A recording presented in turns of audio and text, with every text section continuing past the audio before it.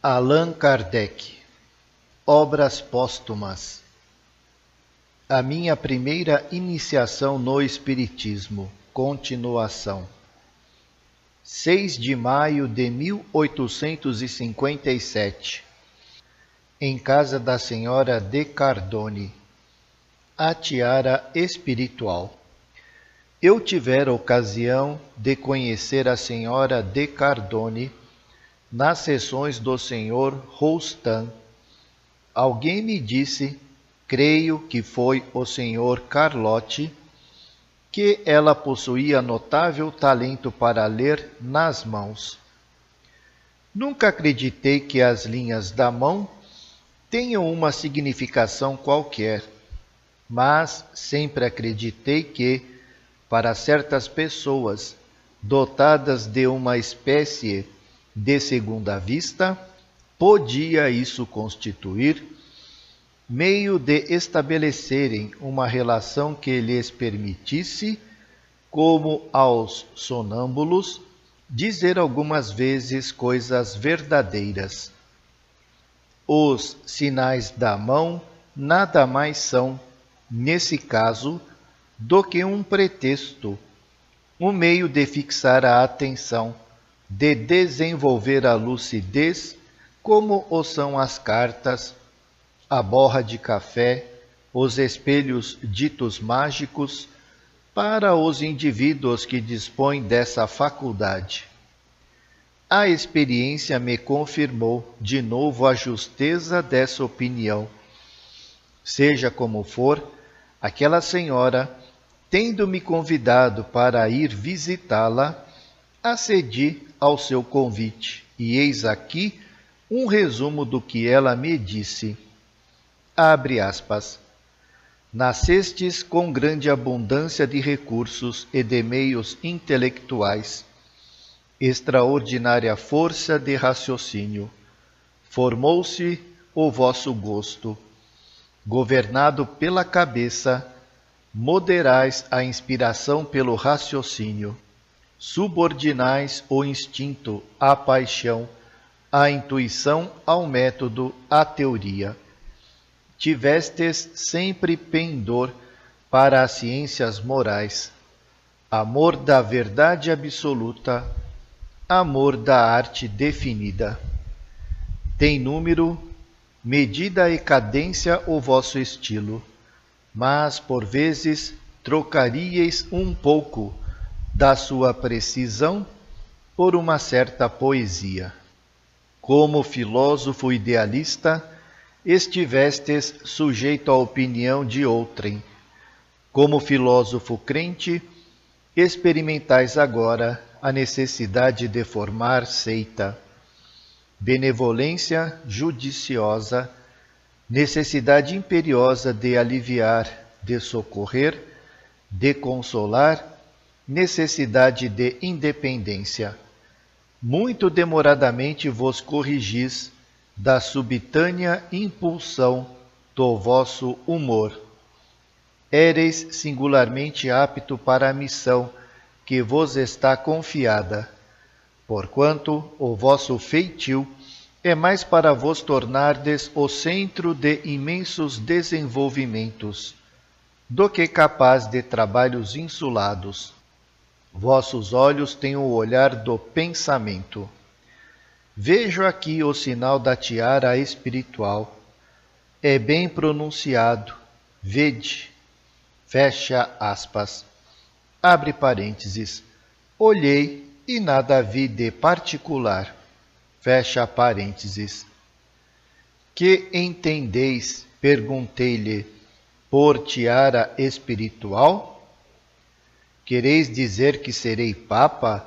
Se tal houvesse de acontecer, não seria de certo nesta existência. Resposta.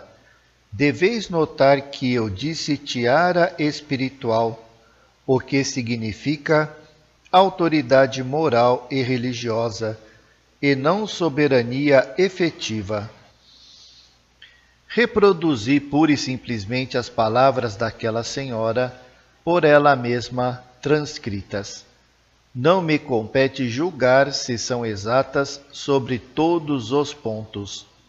Algumas reconheço-as verdadeiras, porque estão de acordo com o meu caráter e com as disposições do meu espírito.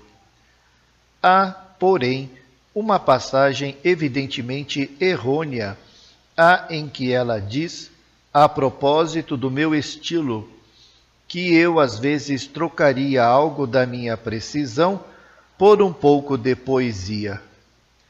Nenhum instinto poético existe em mim. O que procuro, acima de tudo, o que me agrada, o que aprecio nos outros é a clareza, a limpidez, a precisão, e longe de sacrificar esta à poesia, o que se me poderia reprochar fora o sacrificar o sentimento poético à sequidão da forma positiva. Preferi sempre o que fala à inteligência ao que apenas fala à imaginação.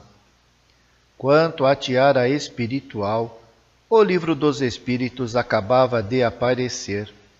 A doutrina estava em seus primórdios e não podia ainda prejulgar dos resultados que ulteriormente daria. Nenhuma importância, pois, liguei a essa revelação e me limitei a anotá-la a título informativo. No ano seguinte, a senhora de Cardone deixou Paris e não tornei a vê-la, senão 8 anos depois, em 1866, quando as coisas já tinham caminhado bastante. Disse-me ela: lembra-se da minha predição acerca da tiara espiritual? Aí a tem realizada. Como realizada?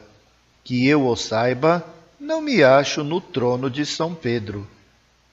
Não, de certo, mas também não foi isso o que lhe anunciei.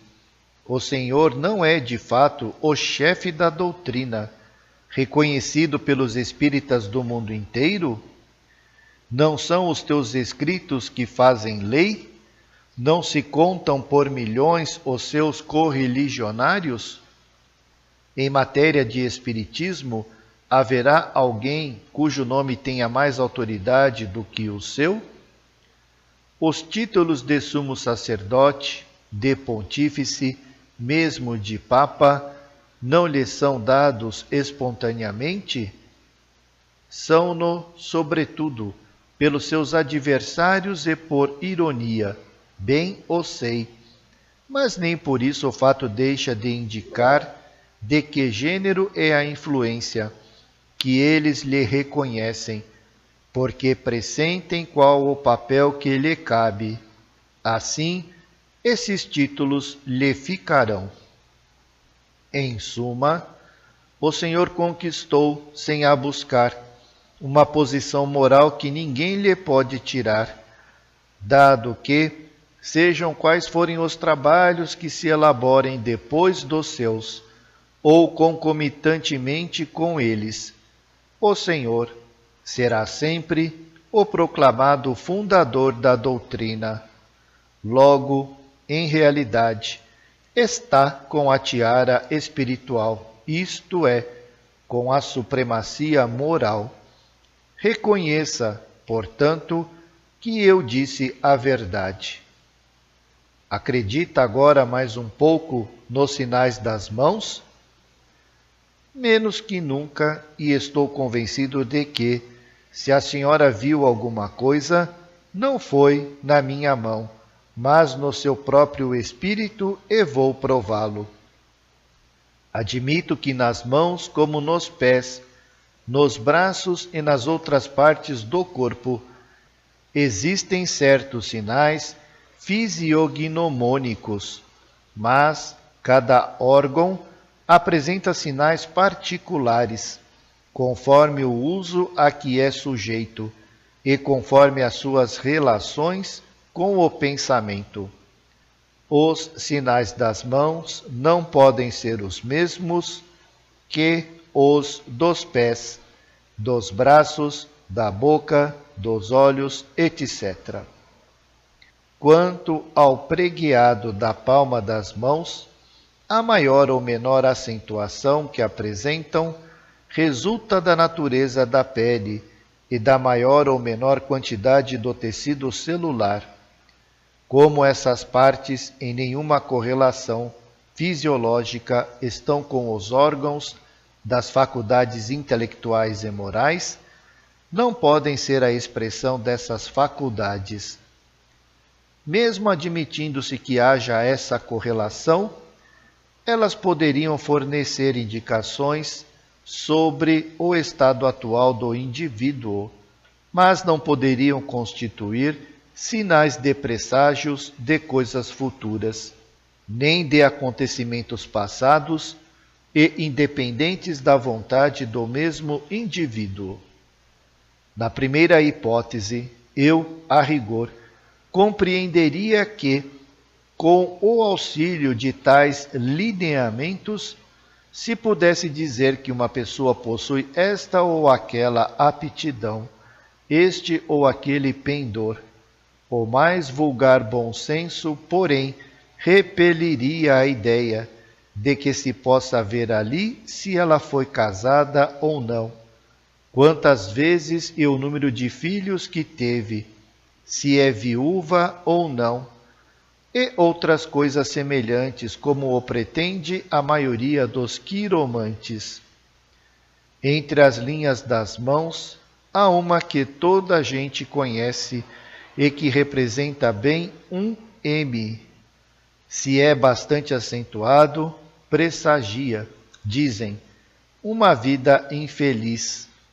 Abre parênteses, malheureuse, fecha parênteses.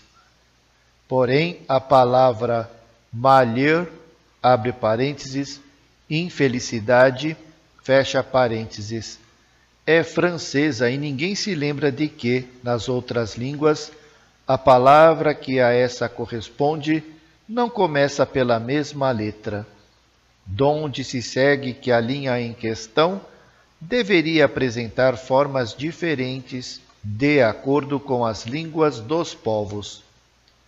Quanto à tiara espiritual, é evidentemente uma coisa especial, excepcional e até certo ponto individual, e eu estou convencido de que a senhora não encontrou essa expressão no vocabulário de nenhum tratado de quiromancia. Como então lhe veio ela à mente? Pela intuição, pela inspiração, por essa espécie de presciência peculiar, à dupla vista, de que muitas pessoas são dotadas sem o suspeitarem. Sua atenção estava concentrada nos lineamentos da mão.